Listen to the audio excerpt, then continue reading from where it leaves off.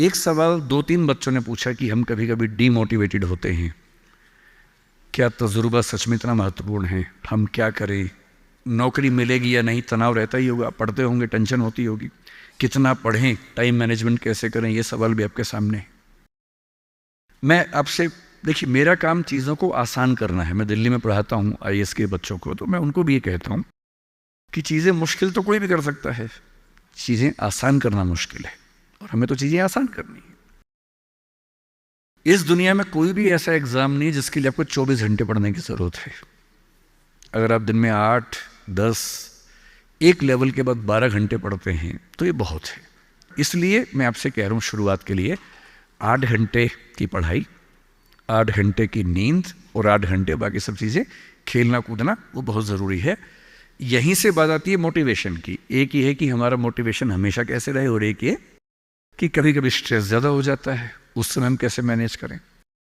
आपकी उम्र में स्ट्रेस ज़्यादा होने की वजह यह भी है कि आपके हार्मोन्स इस उम्र में ज़्यादा, उनमें वाइब्रेशंस होते हैं, तो मूड स्विंग ज़्यादा होते हैं। जैसे जैसे आप मैच्योर होते जाएंगे उम्र के साथ, आपके मूड स्विंग्स कम हो जाएंगे।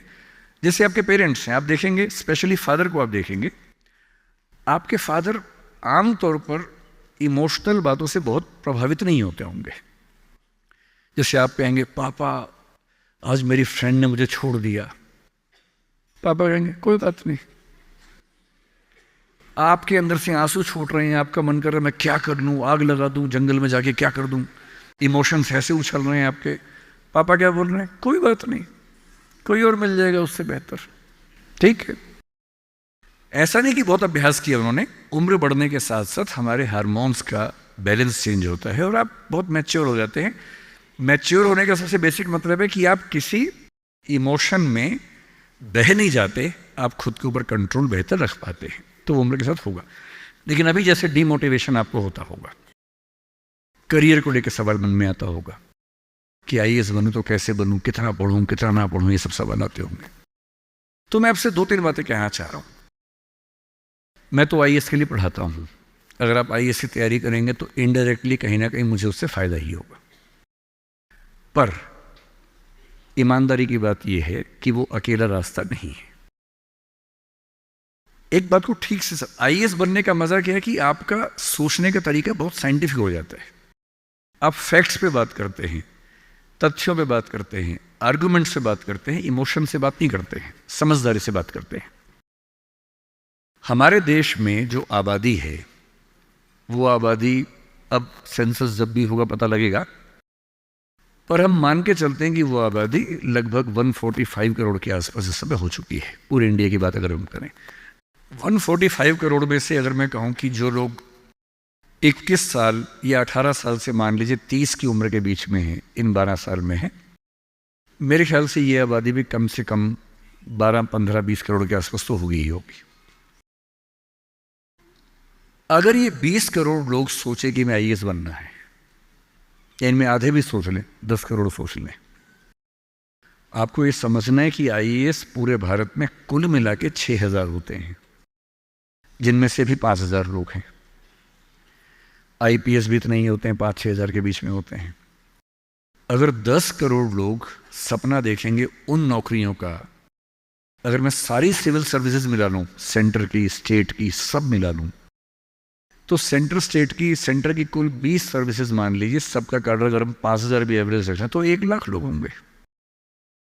आपके स्टेट का मान लें, स्टेट में मान लेता हूं कि 2-3 हज़ार लोग होंगे जो सरकारी नौकरी में ठीक पद पे होंगे, उससे ज़्यादा का तो कार्डर नहीं होना चाहिए, क्योंकि स्टेट बहुत छोटा आपका है, आबादी बहुत कम है।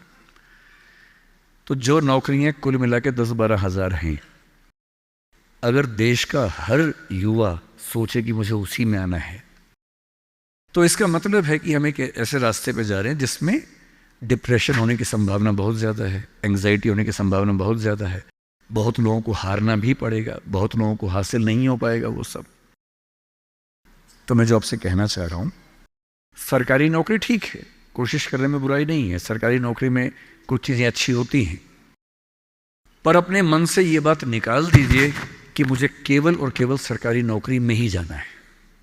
दुनिया में तमाम रास्ते हैं, और मैं कुछ रास्ते आपको हिंट करता हूँ इस चीज़ का। जैसे मैं खुद एक एग्जाम्पल हूँ, मैं सरकारी नौकरी में रहा, मैं दिल्ली यूनिवर्सिटी में लेक्चरर था, पहले असिस्टेंट प्रोफेसर था, 2 कॉलेजेस में पढ़ाए मैंने वहाँ। फिर आईएएस का एग्ज़ाम दिया, सिलेक्ट हो गया उसमें, 6-7 महीने वहाँ नौकरी की, फिर वो भी छोड़ा। अब मैं अपना काम करता हूँ, सेल्फ एम्प्लॉयड हूँ। और मैं ईमानदारी से आपसे कह रहा हूँ, आप जब भी कोई फैसला करेंगे अपने बारे में, कभी ना कभी आपको फील होगा, बेशक 1 सेकंड के लिए, कि आपने गलत किया। कोई भी फैसला हो, आप स्पाउस सिलेक्शन करेंगे अपने लिए, कितना भी सोच के कर लें, जीवन में कभी ना कभी लगेगा गलती हुई। अक्सर लगेगा ठीक किया, कभी कभी लगेगा गलत किया। और ऐसा नहीं कि आपने एक्स के बदले वाई किया होता तो नहीं लगता, तो भी लगता है। दिक्कत ये नहीं है कि मैं एक्स को चुनूं या वाई को चुनूं, आप जिसको भी चुनेंगे पूरा पैकेज साथ में आता है, अच्छी चीजें भी, खराब चीजें भी। जो अच्छा आएगा उस पर आपका ध्यान नहीं जाएगा, क्योंकि वो तो फॉर ग्रांटेड है। जो मिल जाता है वो मिट्टी हो जाता है, कोई वैल्यू नहीं करता उसको। जो मिस हो जाता है वो चुभता है। और जो चीज दूसरे ऑप्शन में अच्छी थी, इसमें नहीं, आप बार बार वो देखते, अरे यार, अरे यार वो ठीक था, अरे यार वो ठीक था। जबकि वहां 12 प्रॉब्लम्स थी, यहां 2 प्रॉब्लम है।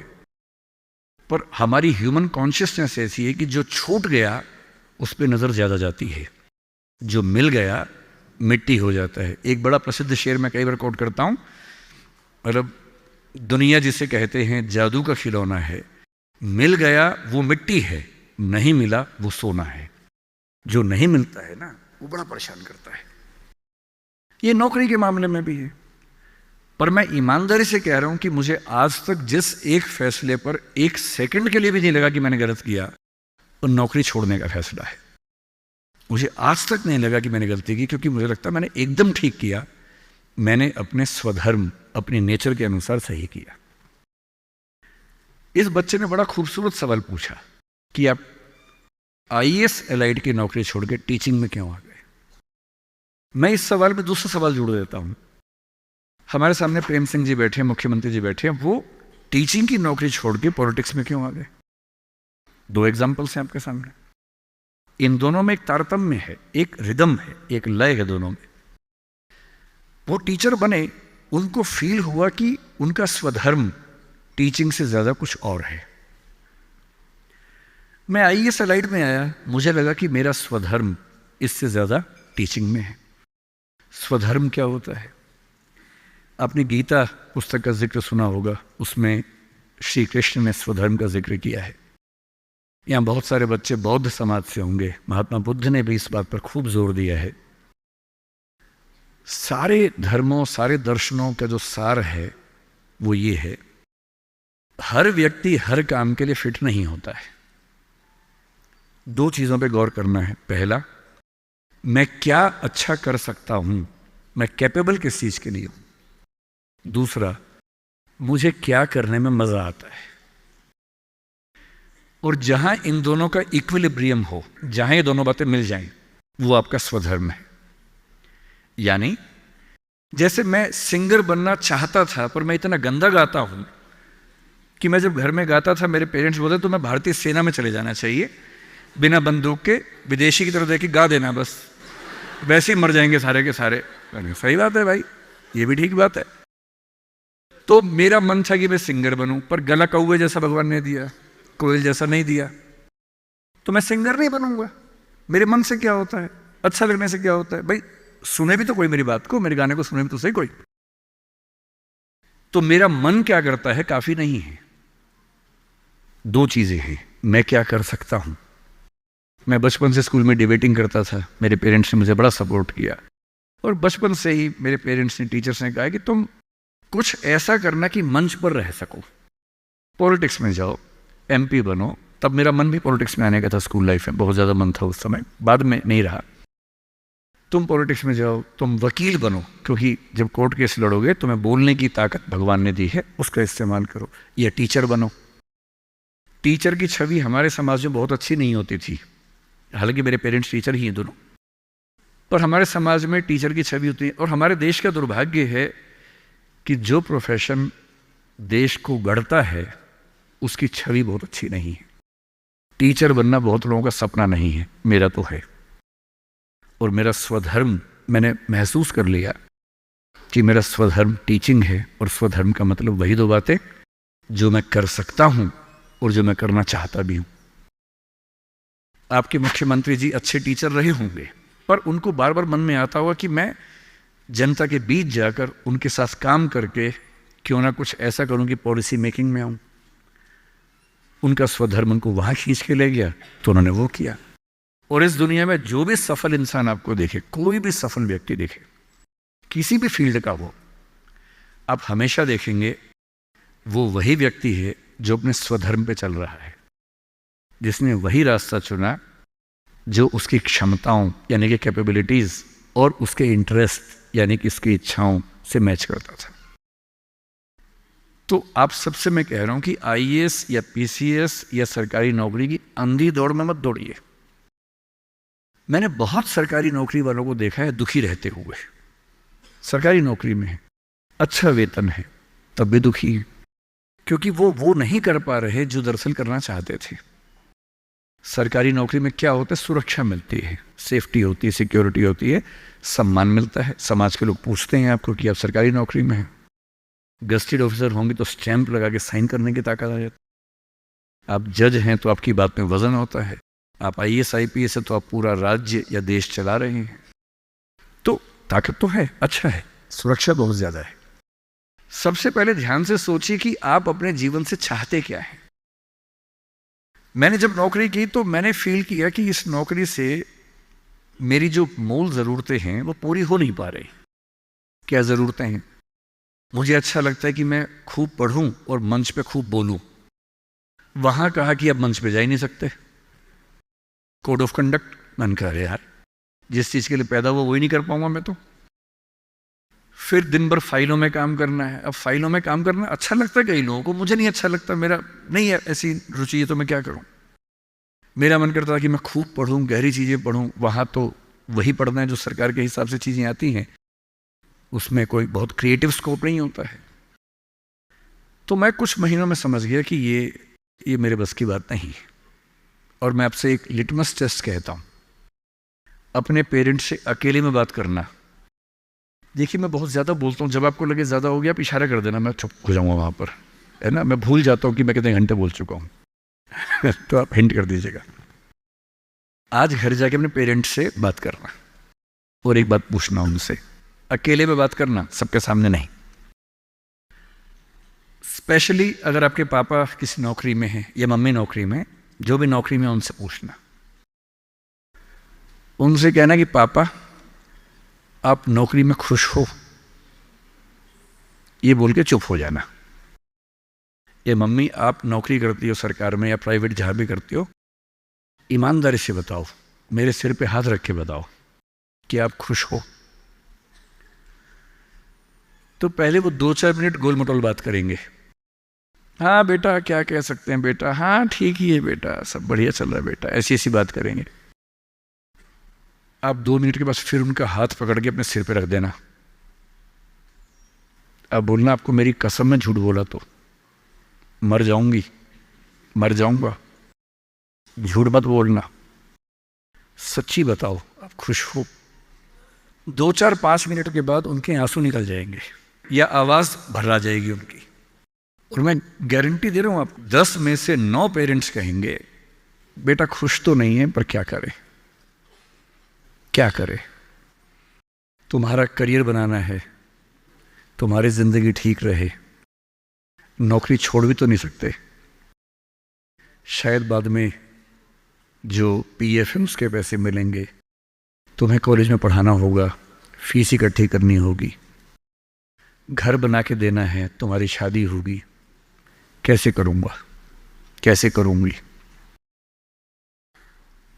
आप उनसे पूछना कि अगर आप 20 साल पीछे जा सको अपने इतिहास में, टाइम मशीन में आपको बिठा दिए, 20 साल पीछे ले गए और आपको 2 ऑप्शंस मिले, एक यही नौकरी करने का, एक कुछ और करने का, और ये एज्यूम करते हैं कि फाइनेंशियल सिक्योरिटी उतनी ही आपके पास रहेगी जितनी नौकरी में थी, एज्यूम कर लेते हैं। आप क्या करना चाहेंगे? गारंटी से बता रहा हूं, मजाक नहीं कर रहा हूं, गारंटी दे रहा हूं कि 10 में से कम 7 या 8 कहेंगे मैं वो रास्ता चुनना चाहूँगा, ये नहीं चुनना चाहूँगा। इसलिए सिर्फ सिक्योरिटी ज़िंदगी में काम नहीं आती है, ज़िंदगी में बहुत कुछ काम आता है। और आपकी जनरेशन के सामने इतनी अपॉर्चुनिटीज़ हैं। हमारे सामने तो क्या था, हमने जब कॉलेज पास किया तो लोगों से पूछा आप क्या करें, तो लोगों ने कहा 2-3 रास्ते हैं, एक रास्ते IAS बन जाओ, एक है टीचर बन जाओ, एक वकील या जज वाला रास्ता है। तो हमने 2 रास्ते चुन लिए, टीचर और IAS। टीचर का चुना इसलिए मैंने MA किया, MPhil किया, PhD किया, UGC नेट JRF का एग्ज़ाम दिया कि ठीक है टीचर बन जाएंगे। तब तक IAS में इसमें लाइट में हो गया तो वहाँ जाके देख लिया। जल्दी ही समझ में आ गया कि दोनों में उतना मज़ा नहीं आ रहा है तो दोनों छोड़ दिया। लेकिन उस समय छोड़ दिया। अगर 2-4 साल कर लेता तो आज तक वही कर रहा होता, क्योंकि वो जो सुरक्षा है ना, दलदल जैसी होती है, एक बार दलदल में घुस गए बाहर निकलना बड़ा मुश्किल है। लेकिन आपकी जनरेशन का सोचिए, जब मैं अपने आसपास देखता हूँ, मेरे बहुत सारे दोस्त सोशल मीडिया पे काफ़ी सक्सेसफुल हैं, फिल्म इंडस्ट्री में हैं। उनमें से एक ने मुझसे पूछा कि सर मैंने 30 साल नौकरी की है और मैं अपनी फील्ड में लगभग टॉप पे हूँ। मान लीजिए मैं आपसे पूछूं, ये प्राइवेट सेक्टर की बात है, एक टीवी चैनल के टॉप व्यक्ति के बारे में बता रहा हूं मैं आपको। उसने कहा कि अगर मैं आपसे पूछूं कि मैंने ठीक किया या गलत किया तो आप क्या सलाह देंगे। मैंने कहा सलाह तो मैं क्या आपको दूंगा, आप मुझसे बड़े हैं, सलाह तो मैं आपसे ले लेता हूं बल्कि, लेकिन अगर आप मेरा ओपिनियन चाह रहे हैं तो मैं आपको केवल एक बात बता के समझाता हूं। मेरा अपना मानना यह है कि नौकरी अच्छी है, नौकरी से अच्छा है उद्यम, एंटरप्रेन्योरशिप या सेल्फ एम्प्लॉयमेंट। ये बात मैंने कई मंचों पे कही है। कुछ दिन पहले मैं दिल्ली का एक बहुत प्रतिष्ठित कॉलेज है, Shriram college of commerce SRCC, वहाँ मैं गया था और मैंने बड़ा खुल के कहा कि स्टार्टअप करना नौकरी करने से बेहतर क्यों है। एक आर्गूमेंट दिया, वहाँ एक आर्गूमेंट छूट गया था, आज मैं आपको वो आर्गूमेंट बताता हूँ। जब हम नौकरी करते हैं, मैंने उसी व्यक्ति को कहा कि जैसे आपने नौकरी की है, 30 साल हो गए, आपके पास 3-4 साल बचे होंगे। उसने कहा सर 3 साल बचे हैं, फिर मैं रिटायर हो जाऊंगा। मैंने कहा आपने ज़िंदगी भर में, मेरे ख्याल से आपकी महीने की सैलरी आजकल शायद 1.5-2-2.5 लाख रुपए होगी। आपने ज़िंदगी भर ठीक ठाक पैसा कमाया होगा, पर जितना भी कमाया होगा लगभग उतना खर्च भी हो गया होगा, क्योंकि खर्चे भी तो बढ़ते हैं ना परिवार के समय के साथ। बच्चे हैं, करियर है। बोले हाँ सर, कुछ बचता नहीं है, बस ये है कि काम चल जाता है। मैंने कहा अब 4 साल में रिटायर होंगे, आपने एक घर जरूर खरीद लिया होगा नोएडा वोएडा में। बोले हाँ सर नोएडा में। नोएडा दिल्ली के पड़ोस में है जहाँ कई लोग रहते हैं। दिल्ली में नौकरी करके घर खरीदना बड़ा मुश्किल काम है। तो दिल्ली में जो लोग नौकरी करते हैं, दिल्ली के आसपास घर खरीदते हैं। नोएडा एक जगह है, इंदिरापुरम एक जगह है, गुड़गांव एक जगह है, वहाँ आमतौर पर घर खरीदते हैं जो दिल्ली से सस्ता मिल जाता है और अच्छा घर मिल जाता है। मैंने कहा रिटायर हो जाएंगे, रिटायरमेंट के बाद कितने पैसे आपके पास होंगे, जिंदगी भर की बचत। बोले सर मैंने कुछ स्कीम्स में पैसा लगा रखा है, लेकिन मेरे पास 10-15 लाख रुपए कैश होगा, और जो स्कीम्स मैंने इन्वेस्ट किया हुआ है, मैंने सही टाइम पे इन्वेस्ट कर दिया था, तो मुझे महीने का 50-60-70 हज़ार रुपये वहाँ से आता रहेगा, जिससे मेरे खर्चे निकलते रहेंगे, मेरी फैमिली सेफ रहेगी, मेरे हस्बैंड वाइफ हम सेफ रहेंगे। मैंने बढ़िया है। मैंने कहा सिनेरियो नंबर 2 सोच के देखिए ज़रा। फिर मैंने ये भी पूछा आपके बच्चे करते क्या हैं, तो उन्होंने कहा कि सर मेरा एक बच्चा तो सॉफ्टवेयर की दुनिया में है, एक बच्चा मेरा मीडिया में ही, जर्नलिज्म में ही काम करना चाहता है, वो अभी पढ़ रहा है, जल्दी ही नौकरी शुरू कर देगा। मैंने कहा जब वो नौकरी शुरू करेगा उसकी सैलरी क्या होगी। बोले सर शुरुआत तो 30-35 हज़ार से होनी चाहिए, धीरे धीरे फिर परफॉर्मेंस के हिसाब से सैलरी बढ़ जाएगी उसकी। मैंने कहा चलिए अब चैनल चेंज कर लेते हैं। मान लीजिए कि आपने 30 साल पहले नौकरी की जगह अपना उद्यम शुरू किया होता। लेट अस एज्यूम, मैं जानता हूं कि अपना उद्यम करने में खतरा ज्यादा होता है, बहुत ज्यादा होता है। 1000 में एक उद्यम बेहद सफल होता है, जिसको आप देखते हैं अखबारों में, स्टार्टअप, और वो क्या बोलते हैं, यूनिकॉर्न। यूनिकॉर्न का मतलब एक सींग वाला घोड़ा, ऐसा घोड़ा जिसका एक सींग हो। एक माइथोलॉजी है यूरोप की, उसमें यूनिकॉर्न का जिक्र आता है। वो तो 1000 में एक होता है यूनिकॉर्न। बाकी लेकिन ये है कि आप रीजनेबल सक्सेस तो आप ला सकते हैं थोड़ी सी मेहनत करके। धीरे धीरे लोग आपको जानने लगते हैं, एक ब्रांडिंग बनने लगती है। और 3 साल का मानते हैं कि ब्रेक इवन का एक जस्टेशन पीरियड है, कि 3 साल अगर आपने ठीक से काम कर लिया, एक ये फॉर्मूला आप भी समझ लें, दुनिया में कोई भी काम हो, कितना भी मुश्किल हो, अगर आपने 3 साल उस पर ठीक से खर्च कर दिए तो मान के चलिए कि उसमें आपको सक्सेस मिलनी तय हो जाएगी। 3 साल का गोल्डन रूल है।